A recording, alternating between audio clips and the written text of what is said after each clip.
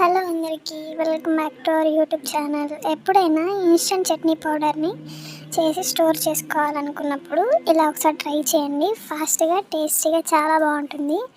దానికోసం ముందుగా వీడియోలో చూపించిన విధంగా పచ్చిశనగింజలు, వెల్లుల్లి, చింతపండు, కరివేపాకు, వేయించిన శనగపప్పు, ఎండుమిర్చి, పచ్చి కొబ్బరి అన్నీ ఫ్రై చేసుకొని మిక్సీలో వేసి మిక్సీ పట్టుకున్నాను. ఇలా తర్వాత అందులోకి రుచికి సరిపడా సాల్ట్ వేసి మరోసారి మిక్సీ పట్టి పక్కన పెట్టుకున్నాను.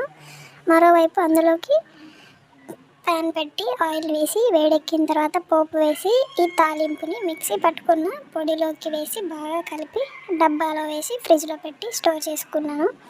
ఎప్పుడు కావాలంటే అప్పుడు కొంచెం పౌడర్ తీసుకొని అందులో ఒక చుక్క వాటర్ పోసి స్టవ్ మీద పెట్టి వేడి చేసుకొని ఇలా దేంట్లో కావాలంటే అందులోకి వేసుకొని తినొచ్చు. ఇడ్లీలోకి కావాలంటే ఇడ్లీలోకి, లేదంటే అట్లోకి. టేస్ట్ చాలా బాగుంటుంది.